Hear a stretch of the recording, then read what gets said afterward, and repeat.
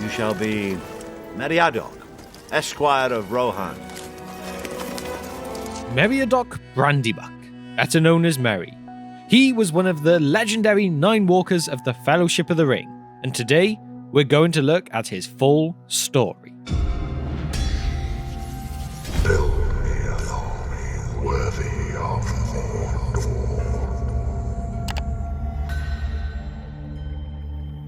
First things first, do not forget to smash that like button and subscribe to the channel so that you can join the ever-growing Brohirrim. Meriadoc Brandybuck became part of the Quest of the Ring out of his concern for his cousin Frodo, a concern which caused him to lead a conspiracy to ensure Frodo was accompanied during his journey. As the quest continued, Merry became an important part of the Fellowship of the Ring, and along the way he became a Knight of the Riddermark, playing a major role in the outcome of all things. His devotion and bravery helped to even bring down the awful Witch King of Angmar, one of the Dark Lord's most feared servants. So, from the doors of Bag End to the fields of the Pelennor, we will go there and back again with Master Merry and learn all we can about his deeds and his accomplishments. Meriadoc Brandybuck. I might have known. Merry was born in 2982 of the Third Age, also known as 1382 in Shire Reckoning, and no one would imagine just how important he was to become. Meriadoc, called Merry by his friends, was the only son and heir of the Master of Buckland, Saradoc Scattergold Brandybuck, and Esmeralda Brandybuck II, originally of the Took line. The Brandybucks were wealthy and a respectful family who lived in Buckland, across the Brandywine River, although some people in the Shire thought them rather strange folks. But that's not always uncommon for hobbits to think. It was by his mother, Esmeralda Took, that Merry was the cousin of Peregrine Took, or Pippin, a close friend and later his travelling companion. But really, little to nothing is truly known of his earliest years. What is interesting to note is that before the Journey of the Ring and the group setting out for Rivendell, Merry learned of Bilbo's magic ring by watching him one day disappear. He was hiding from the Sackville Bagginses, and Merry followed him until he reappeared. He also read through Bilbo's records and diary, the records of his adventures. Merry would not speak of this for about 17 years though, until the spring of 3018. When Frodo became alarmed and worried about Gandalf's intermittent visits after Bilbo's 111st birthday, Merry decided to help his friend and cousin Frodo, so he enlisted Pippin, Fatty Bolger, and Samwise Gamgee to uncover the truth that was being hidden. When they uncovered Frodo's intent to leave the Shire, Merry decided that he had to be accompanied. You can trust us to stick to you through thick and thin, to the bitter end, and you can trust us to keep any secret of yours closer than you keep it yourself. But you cannot trust us to let you face trouble alone and go off without a word. We are your friends, Frodo. Merry had helped Frodo move from Bag End to Crick Hollow, preparing the ponies and everything necessary for the journey. Afterwards, Merry led the party through the Old Forest, where he had visited once before. His knowledge was unable to protect each of them from the magic of the Old Forest, though. Merry awoke huddled inside a crack in Old Man Willow, Pippin already inside the tree too. But in the end, they were rescued from the Great Willow by Tom Bombadil and taken back to his wife Goldberry, two mysterious beings as to whose exact nature we have no real answers. And speaking of Tom and Goldberry, many people cover the question of good old Tom Bombadil in his yellow boots, and we have here too if you'd like to check that out. But what about Goldberry? We are very keen to look into this for a video, so if you would like to see it, why not leave us a comment of what about Goldberry, and also get in this video to hit a high target of 2,000 likes. Can we do it? I think so. Let's band together as the Brohirrim and get it done. But anyway, Tom would rescue the hobbits a second time when they got lost in the mist and lured into the mound of the Barrow Wights in the Barrow Downs. When Merry woke up from the spell, he remembered, a strange memory in fact, one that came to the surface of himself, long ago, as a warrior who fought against the Witch King of Angmar, and after these events, Merry would get a dagger of Westerness too, one that would come to play a decisive role in the battle with the Witch King later on. The hobbits would then make it to Bree, and there Merry did not go into the common room at the Prancing Pony with the rest of his friends. Rather, he went for a walk, and in his course met one of the Black Riders, and though Merry wanted to follow him, he was unable to. He was stricken by the Black Breath, a poisonous weapon where the Nazgul's breath could overpower those that were hit by it. Some never wake from this, but Merry was lucky as Nob, a hobbit who worked at the Prancing Pony, found him and brought him back. Also, during that night the tavern was attacked too, and Merry's ponies were stolen. Barlaam Butterbur, owner of the Prancing Pony, bought Merry a replacement pony for their loss. Not the best pony, but a pony at the very least. And the hobbits would leave the inn at Bree in the company of Strider, who they had no way of knowing at this time was the heir of Isildur and the rightful king of Gondor and Arnor, since, they came from the Shire where there was little interest of the outside world. During their journey, Merry would often be the first to talk and make decisions for the hobbits, becoming somewhat of a leader of the four of them. When they arrived at Rivendell, with Frodo still in recovery from being stabbed by the Morgul blade, Merry spent his time at the home of the Lawmaster studying the maps and learning of places where he might go next. As the council deliberated and Frodo's companions chosen, Merry insisted he be able to go too. Elrond wanted Merry and Pippin to return to the Shire to warn the people there, but it would be Gandalf who convinced Elrond to allow the hobbits to continue on with Frodo. They would leave Rivendell on the 25th of December with the rest of the Fellowship of the Ring. Right. Merry was not really involved now until the gates of Moria, while everyone else seemed stumped. Merry, of all the members, was the one to help Gandalf find the way forward, albeit accidentally. "I was wrong after all," said Gandalf, "and Gimli too. Merry, of all people, was on the right track.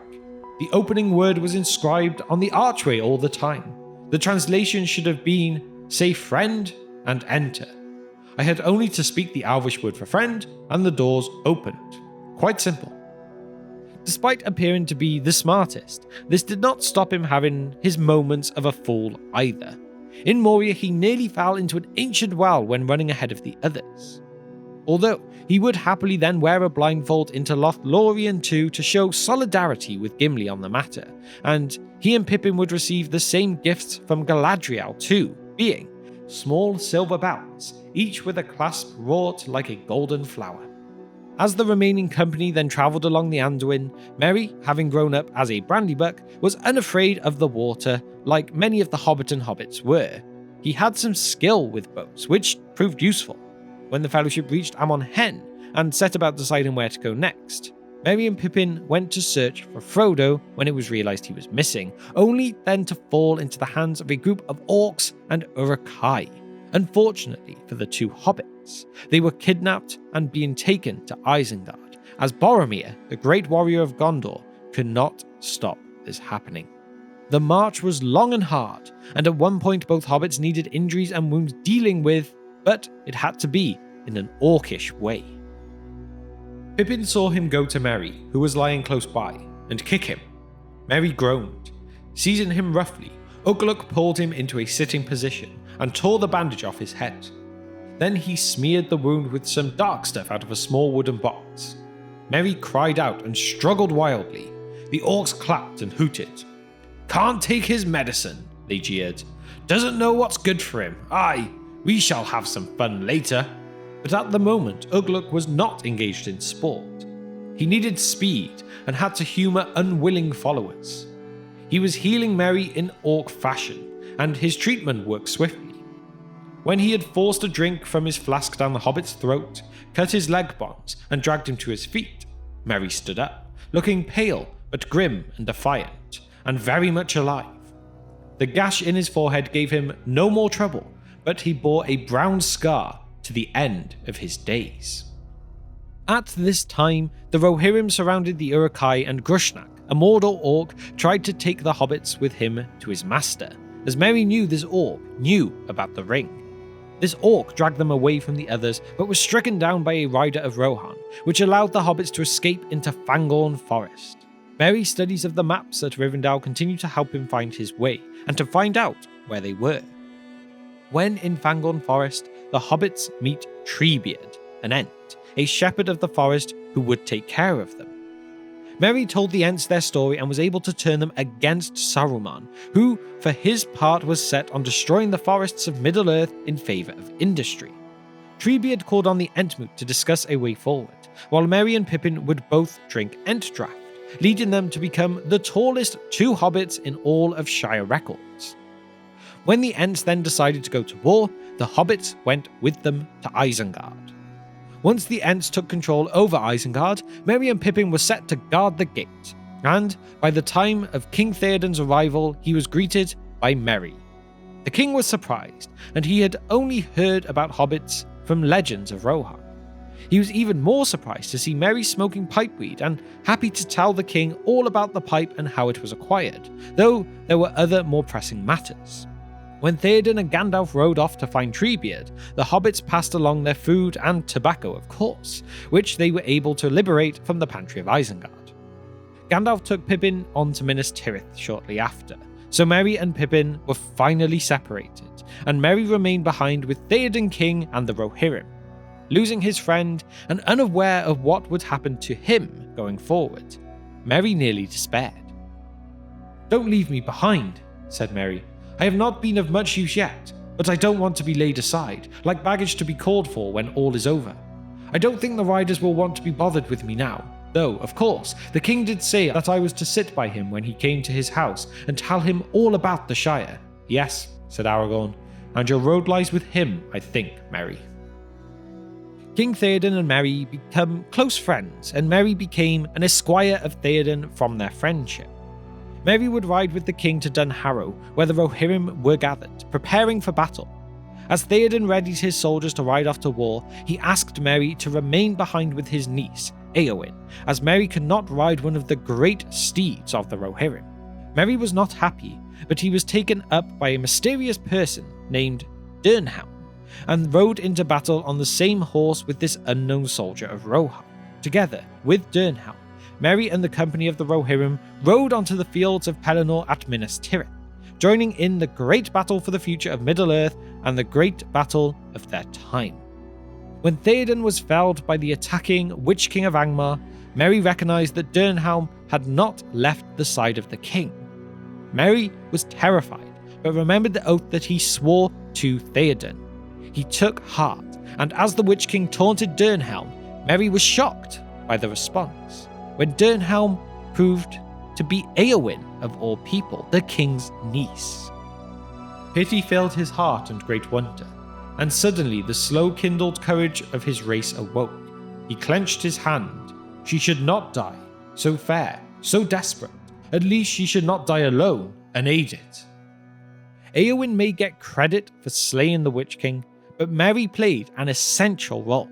He stabbed the Witch King with the same dagger of Westerness that came to him from the Barrowed Downs, and this blade was infused with magical properties from long ago that meant the Lord of the Nazgul could finally be slain, his spirit, his body, truly gone.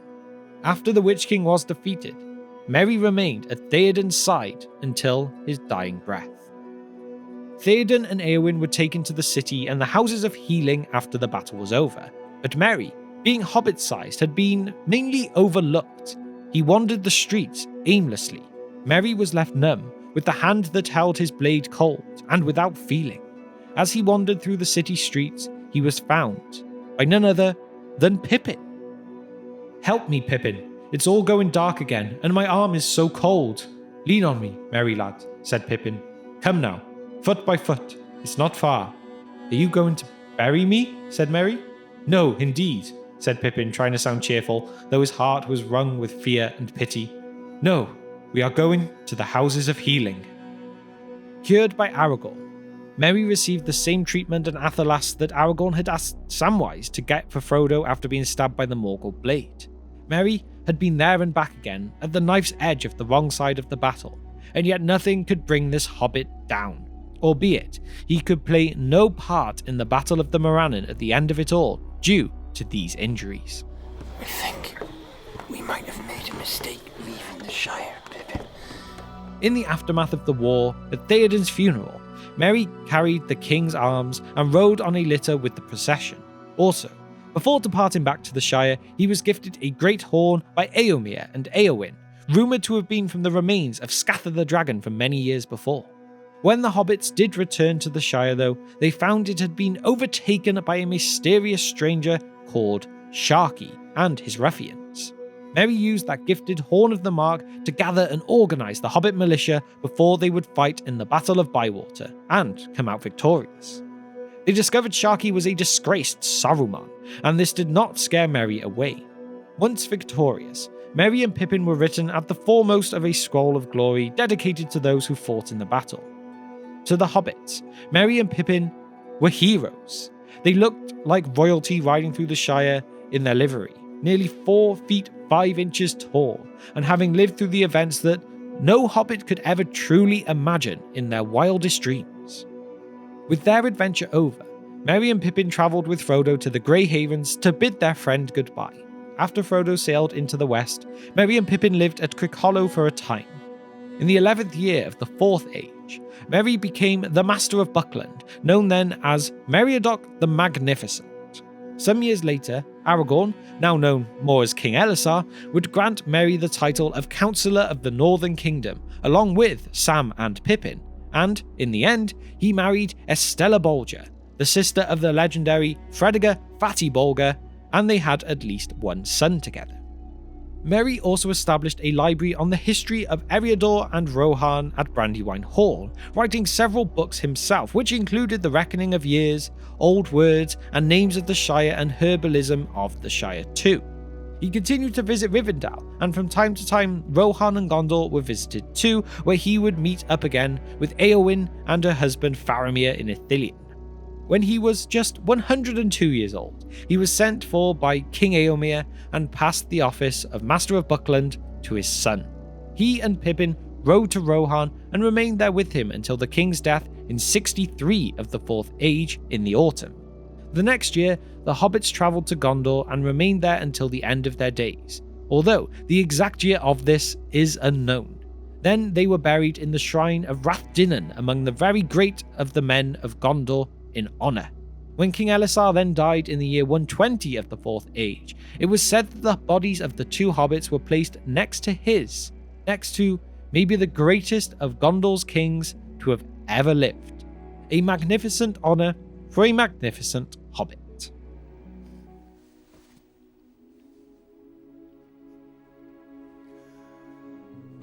So there we have it. Meriadoc Brandybuck was the most inquisitive of hobbits prior to the Quest of the Ring, and his open-minded worldwide view and his attention to detail helped them along their journey, not least of all at the Westgate of Moria, albeit unintentionally, as well as helping bring the Ents into the war against Saruman. Merry also rode into the battle at the Fields of Pelennor alongside Dernhelm, aka Éowyn, and before all this, leading the hobbits into one of their only true battles alongside none other than his best friend Pippin, representing the peoples of both Gondor and Rohan between the two hobbits. He would become a legend in his own time and spend the remainder of his life consulting with kings and queens. An amazing way to end an incredible life of a magnificent hobbit, and truly one of the greatest. With that now though, it is time for my question of the day, which is, do you think Merry of the books or Merry of the Peter Jackson movies is the greater Merry? Let me know your thoughts and opinions on this in the comment section down below. And now to shout out our patrons. You guys have been incredible in supporting our short film, and we cannot thank you enough. We have the Divine Power tier members of Kevin and Abram, the Fire Demon tier members of Nishith and Gregory, and the Wizard Staff tier members of John, Andrew, Jennifer, Hunter, and David too. Every single one of you is a true legend of the Brohirrim. Finally, if you have managed to reach the end of the video with me today and you are enjoying what you see on the channel, please hit that subscribe button with the bell icon too, so that you can be notified of all future uploads. And so, thank you for spending just some of your time with me today, and I will see you next time on The Broken Sword.